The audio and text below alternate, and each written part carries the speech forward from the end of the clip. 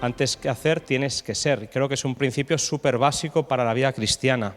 Antes de hacer, tienes que ser, porque si te concentras en hacer, nunca llegarás a ser nada. En realidad es bonito que todo lo que nosotros podamos decir acerca del cristianismo está basado no en lo que nosotros hacemos, sino en lo que Él ha hecho y ha prometido hacer por cada uno de nosotros.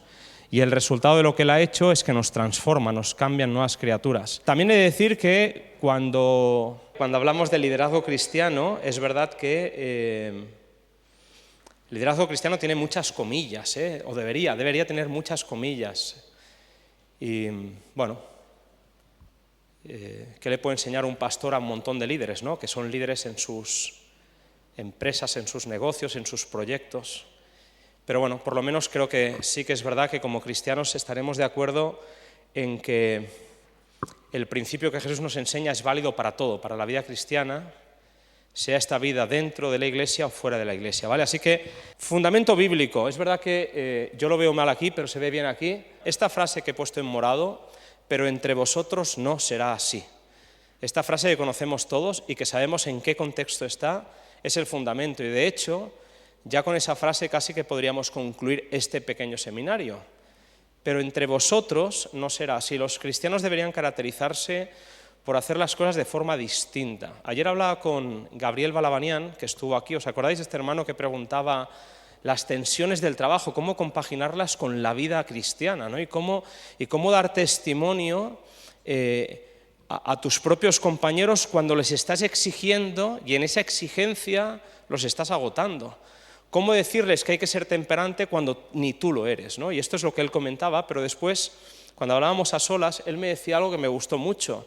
Al final de lo que se trata es de que haya algo diferencial entre nosotros, que tratemos bien al que está por debajo nuestro, al empleado, que seamos honestos con la persona con la que estamos tratando. Pero entre vosotros no será así, tiene que haber alguna diferencia, incluso para aquellos que estáis dedicados al mundo de los negocios, ¿no? Yo siempre digo, en mi pequeña escala, en mi pequeña esfera, yo tengo dos esferas en las que pretendo ser muy transparente. La primera es mi familia, porque es fácil predicar en un púlpito, pero es más difícil ser padre o ser esposo. No sé si estáis de acuerdo conmigo, pero es más fácil aparentar que ser, ¿correcto? Y es verdad que cuando te invitan, bueno, pues si no te invitan demasiado tiempo, es fácil que en el tiempo corto que te invitan puedas disimular. Pero hay una esfera que es la familia, mis 3 hijos, ¿no? Esos chavales que viven conmigo y que me han visto ser, no tanto parecer o pretender, ser. Pero hay otra escala, hay otra esfera, aparte de mi familia más cercana y la familia un poquito más lejana, mi padre que vive en Almería, mi madre que vive en Sagunto, mi hermana, gente que estaba y ya no está en la iglesia. Pero aparte de estos y los amigos, hay la esfera que le llamo yo de los vecinos.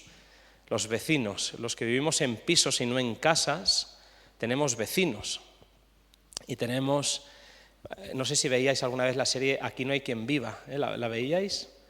No hace falta que lo admitáis, pero sabéis que existía esa serie, ¿no? Y la serie tenía en algún momento las señoras que salían a hablar en el balcón, el patio de vecinos. Yo tengo patio de vecinos y somos 2 escaleras, la izquierda y la derecha. Y hay adventistas en mi escalera. Hay adventistas en mi escalera, enfrente mío hay adventistas y hay adventistas en la escalera al lado. Es vergonzoso lo que a veces se escucha. Es vergonzoso, os digo, es vergonzoso los gritos.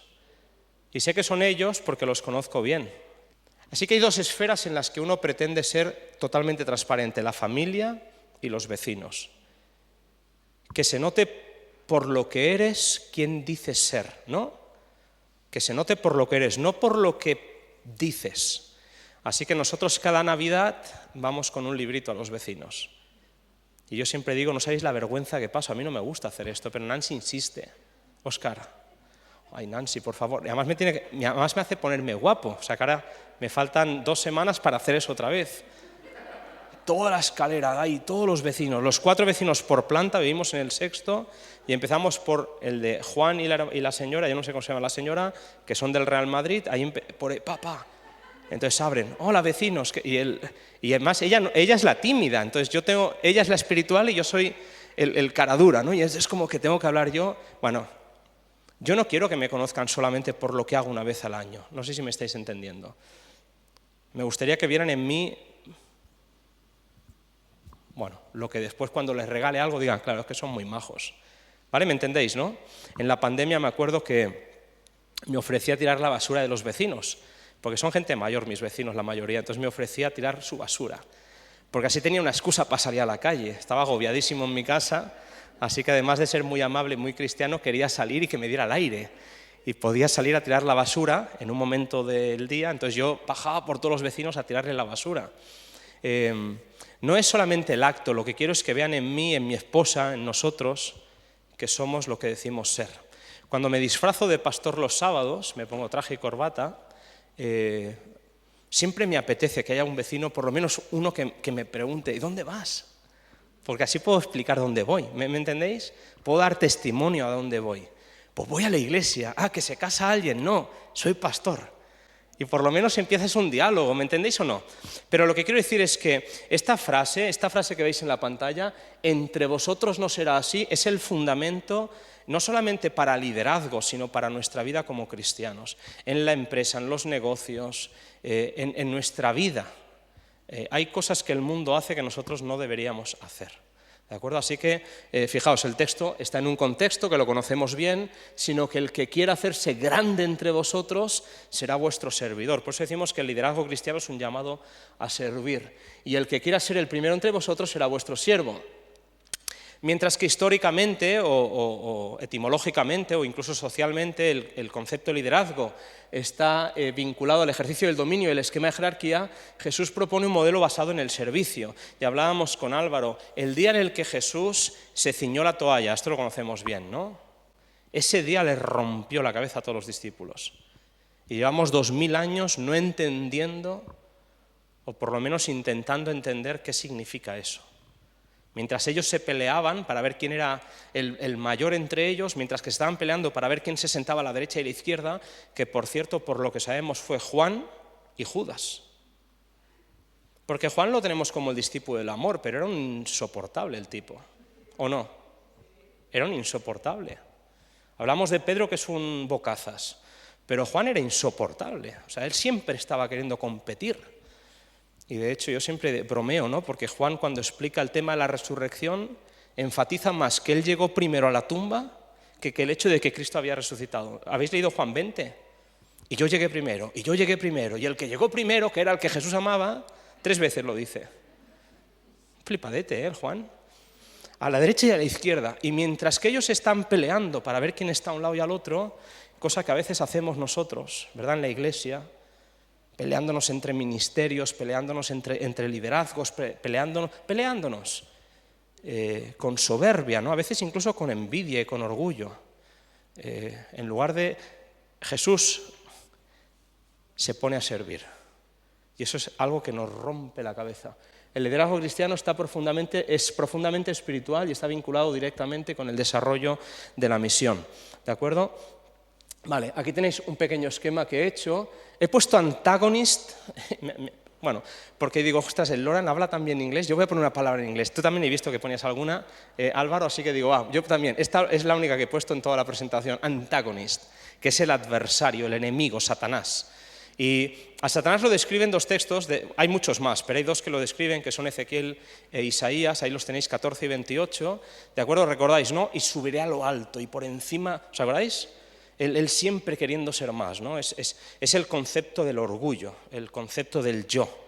En inglés les queda muy bien la palabra sin, porque en el centro está la I de yo, sin, ¿no? Es una linda casualidad que les ha tocado a ellos.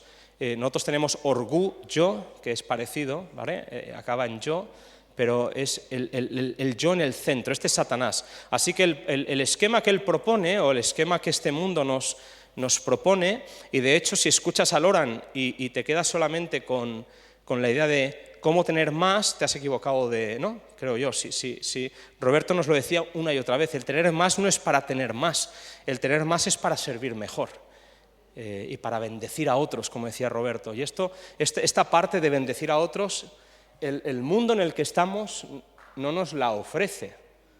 ni siquiera lo ve como un valor. Pero ahora vamos a la parte en la que Jesús, pero entre vosotros no será así.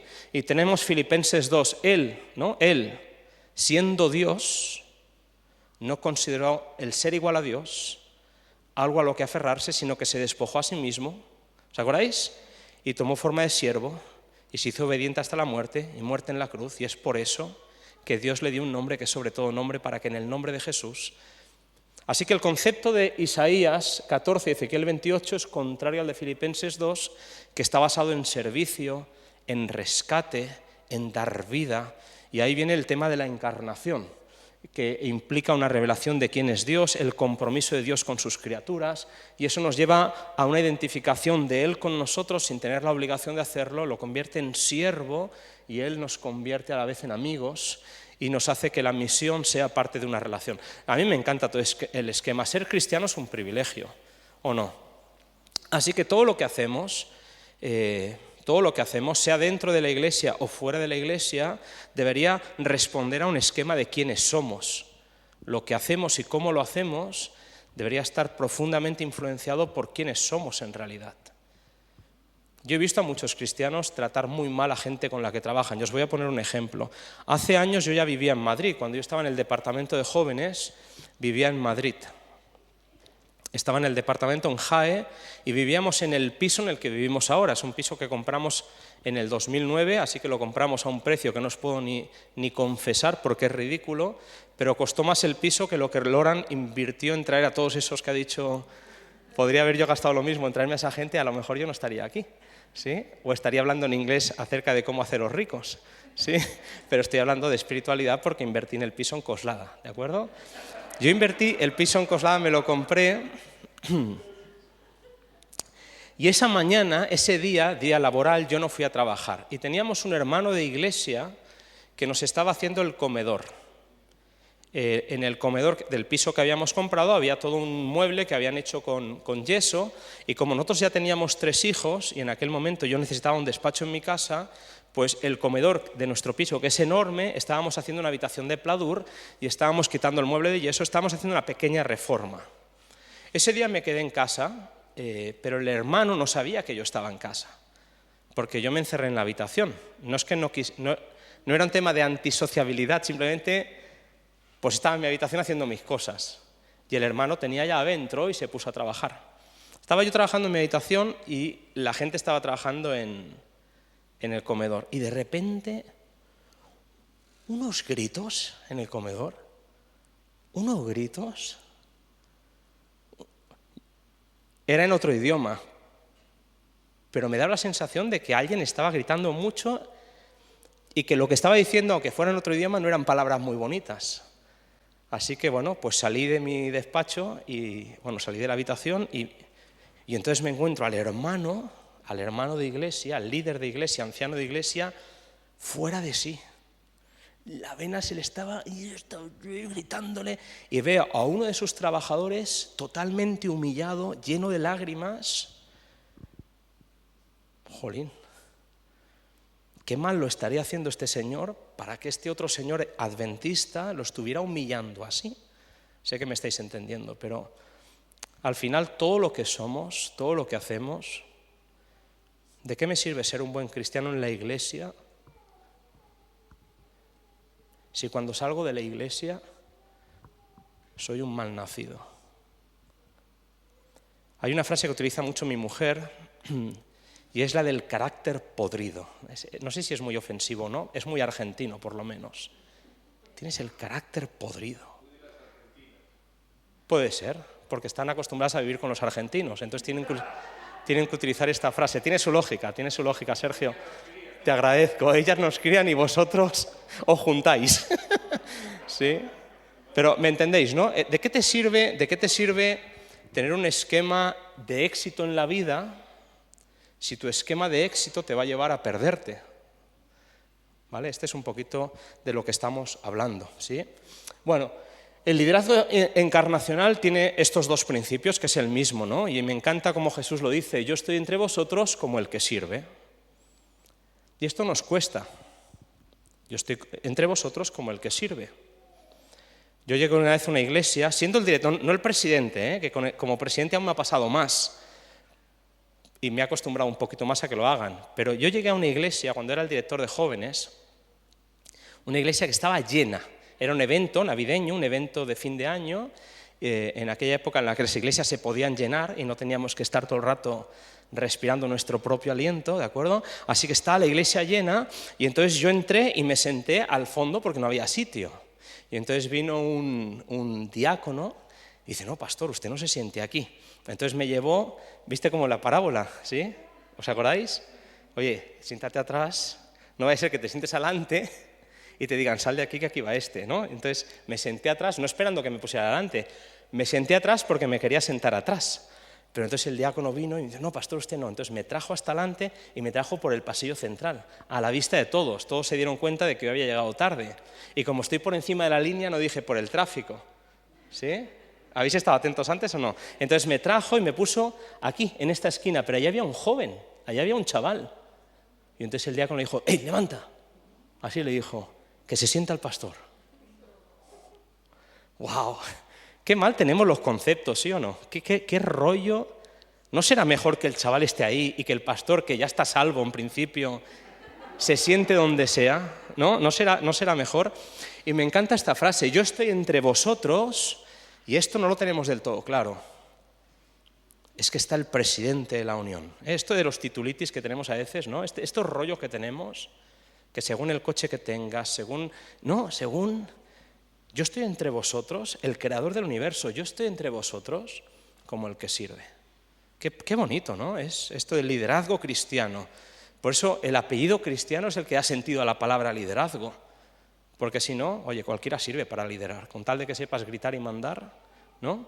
Pero el liderazgo cristiano es saber que tú no eres nada, que lo importante es el que está enfrente, al que puedes ayudar.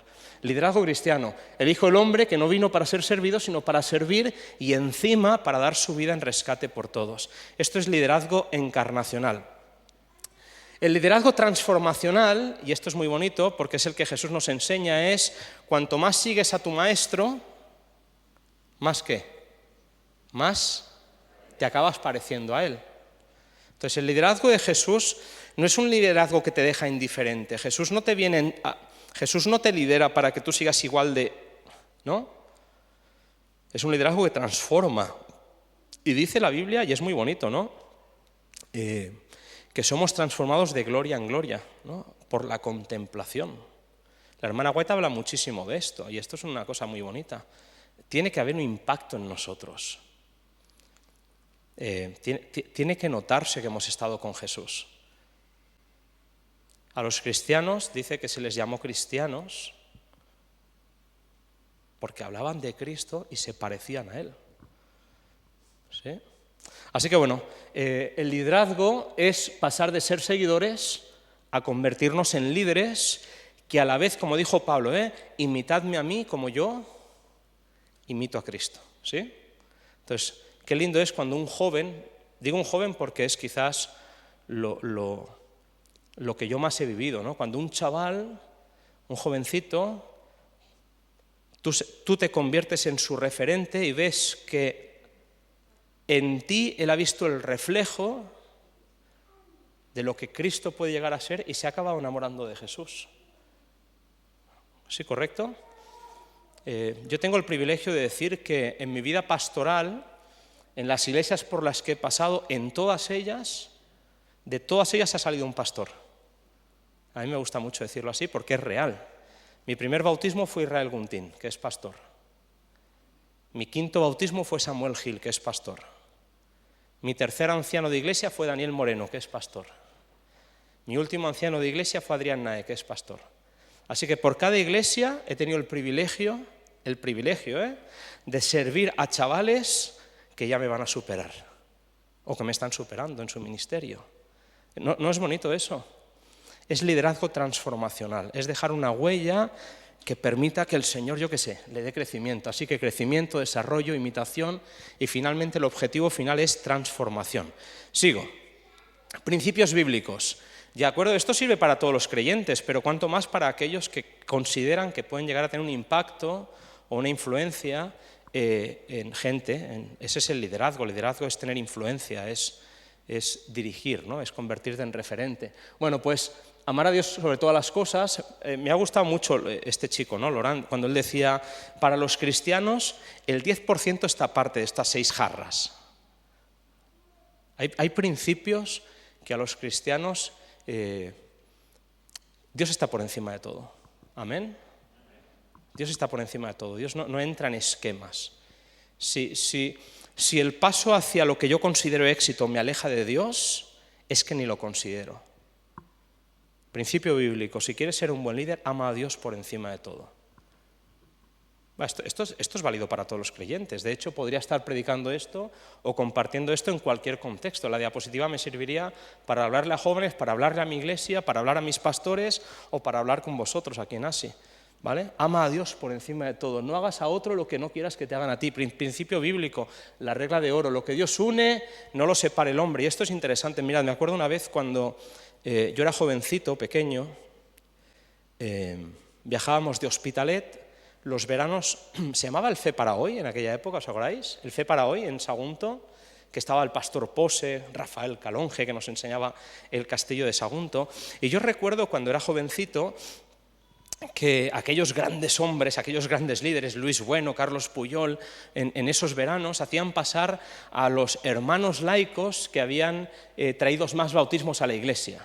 Entonces, ¿cuántos han traído un bautismo? Entonces salía una fila allí y les ponían una estrellita, ¿no? A mí me gustaba mucho eso de pequeño, me gustaba y decía, papá, tú nunca sales. Entre que era tímido, porque mi papá era un tío espectacular, en el sentido de que todo el hospital en Belviche sabía que él era adventista, pero nunca salía. Y yo decía, papá, macho, sal. ¿No? A mí, como hijo pequeño que era, me gustaba que mi papá saliera. Pero yo veía gente muy conocida allí. Uno de los que salían era una persona a la que yo conocía muy bien, porque era de mi iglesia. ¿Sí? Esta persona de mi iglesia dejó de estar en mi iglesia porque se mudaron a otra zona de España, y tiempo más tarde, yo ya siendo pastor, me entero que este hombre está súper alejado de la iglesia. Aquel hombre al que yo admiraba tanto porque siempre recibía la estrellita, estaba súper alejado de la iglesia. ¿Sí? Estoy hablando de lo que Dios une, no lo separe el hombre.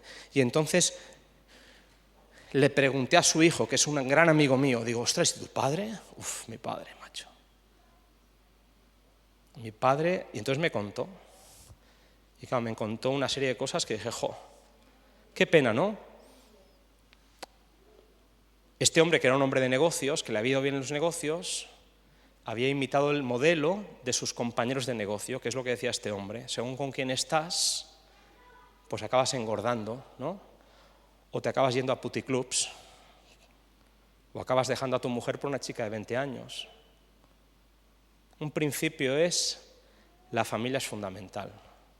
La esposa es lo más importante. Qué triste, ¿no? Cuánta gente hay que se mete en una vorágine y lo primero que pierde es la esposa.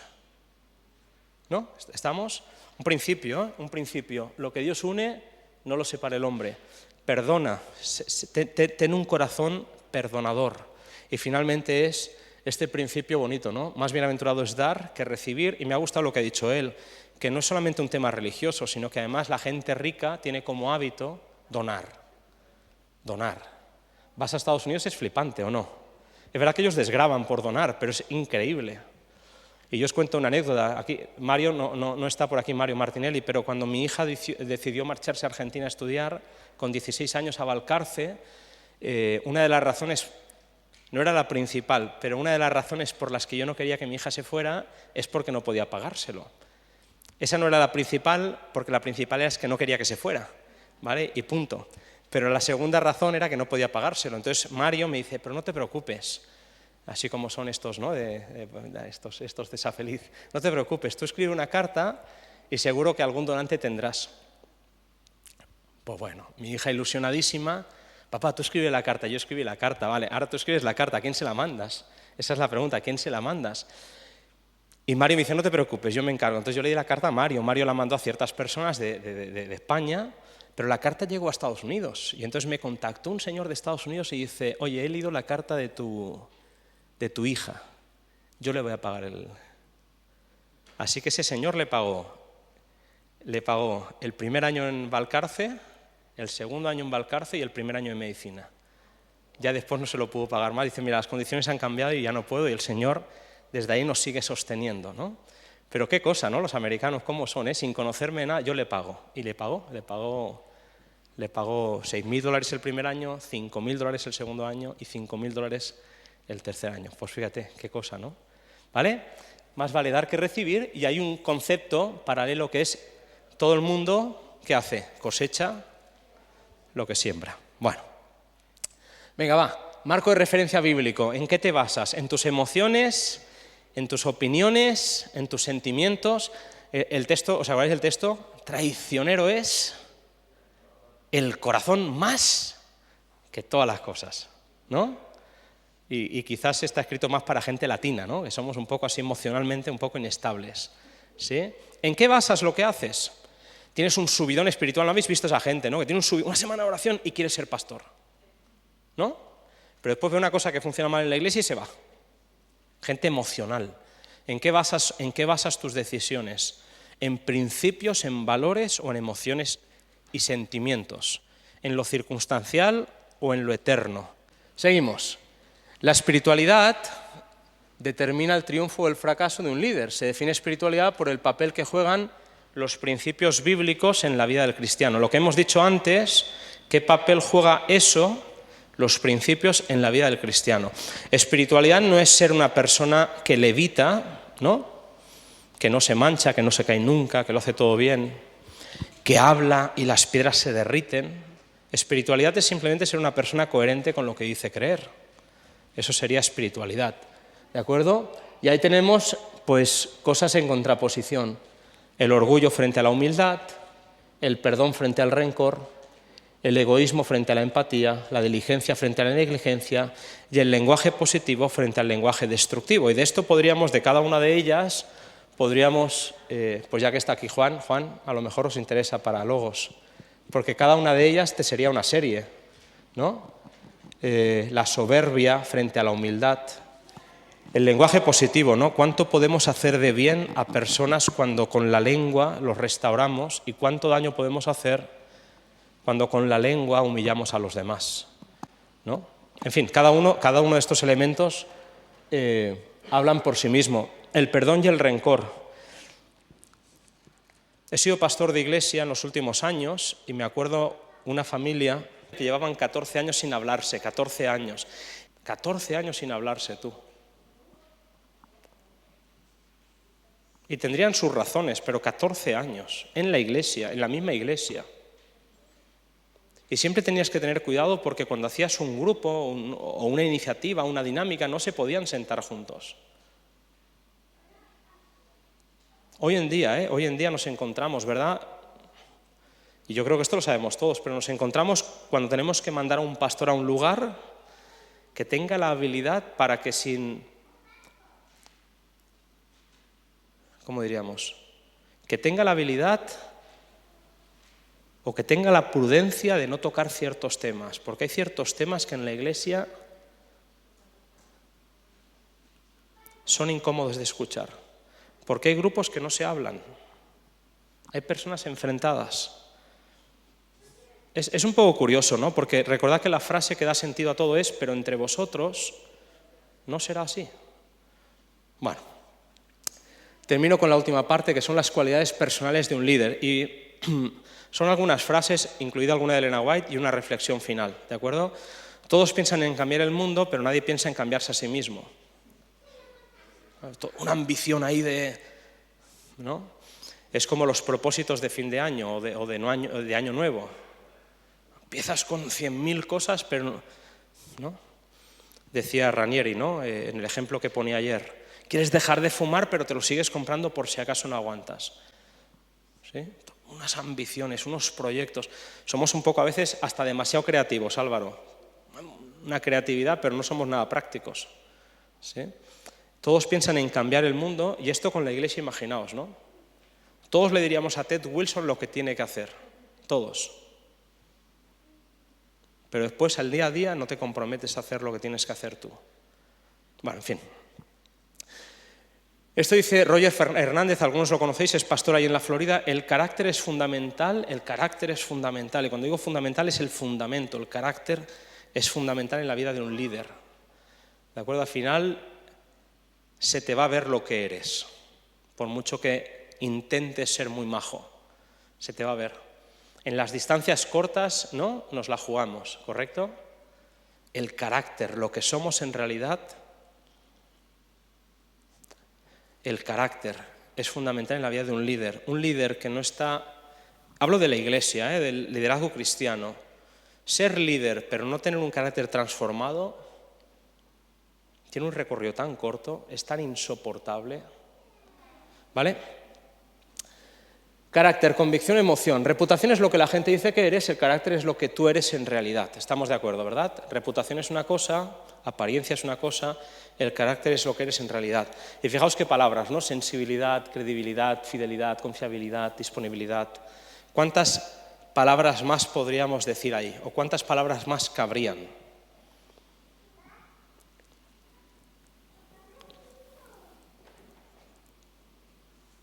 ¿Tú eres líder por la posición que ocupas o eres líder por lo que generas en los demás?